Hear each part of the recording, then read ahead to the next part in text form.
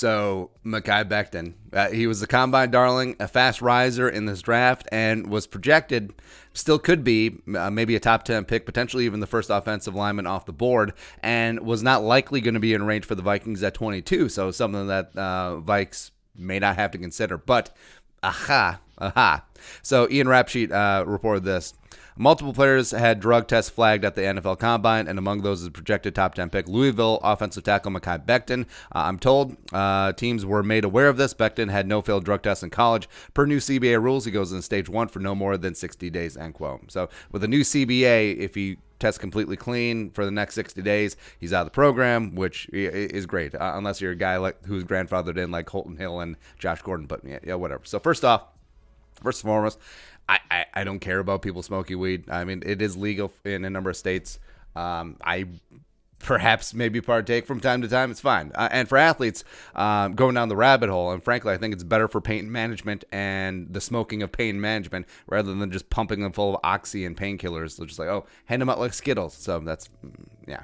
But still, it is still against the rules. Again, still relaxed rules with the new CBA, but it is what it is. And it still is what takes you off the field. You will still be suspended. You will still be punished, and that's what matters for teams, your availability.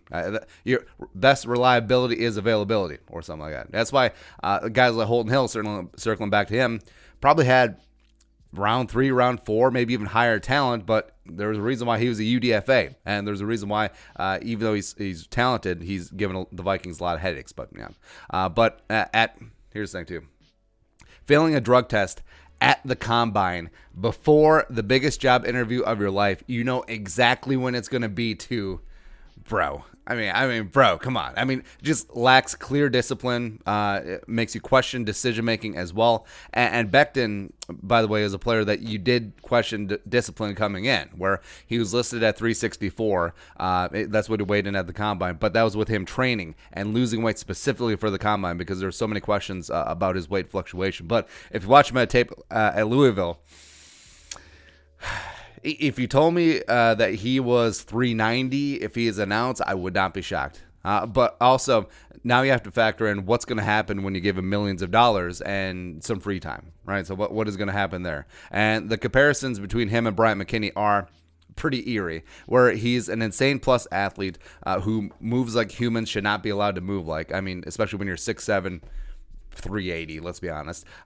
Feet like a ballerina, and also questions come in. It was like, how much does he really love the game? Or is this going to be a blink and then you're 400 pounds and then you're of no use? Where you've seen the reports of, it's like, oh, some scouts knocked Becton because he likes to cook. Well, that's sort of a roundabout way of saying is that we're worried that this guy's going to eat himself out of the league. And we've seen that with a number of players. So all the questions plus the drug test, and also put into you factor in the fact that he just didn't simply dominate his competition, where you saw a couple of nice reps, but you didn't see some clear, hey, that is top tier. Like, hey, this is the game where he absolutely just obliterates ACC competition.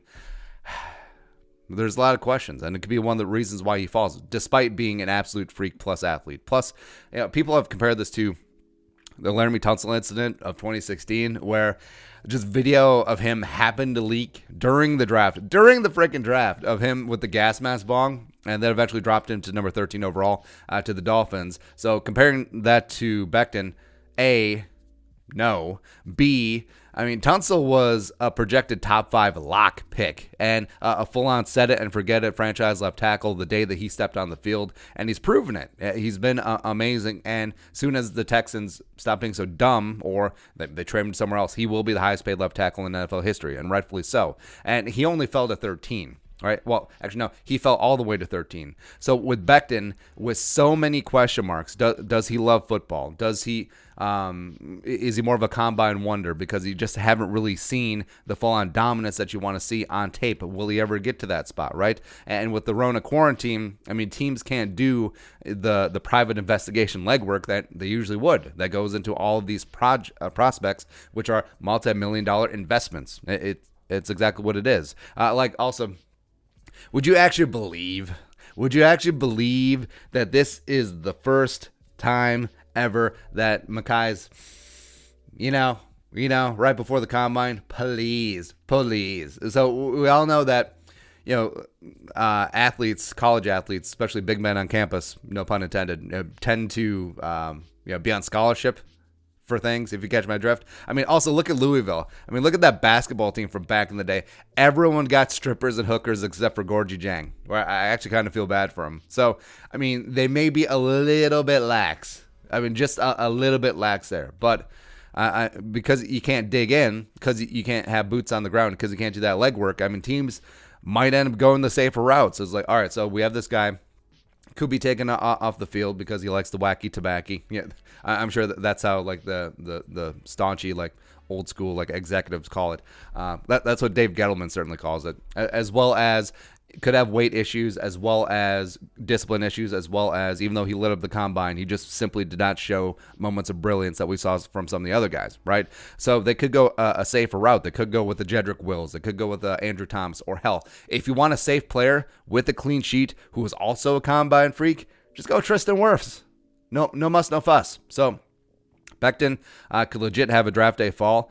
I mean, teams may even go with safer picks like Josh Jones or Austin Jackson. Well, Austin Jackson's highly variant, so maybe that's a bad example too. But Jackson may go before Becton at this point. So the Vikings at 22, 25 may have a decision where even at that stage of the draft where you are a little bit more open to taking chances, even at the back end of the first round, I would still be a little bit scared about Becton. Like, I think he does have the biggest bust potential in the draft. I mean, the obvious ceiling is there, but that floor is super low. So if he's going to be dialed in, could be a perennial all-pro, Pro Bowler. If he's not, he could be out of the league in 2 years.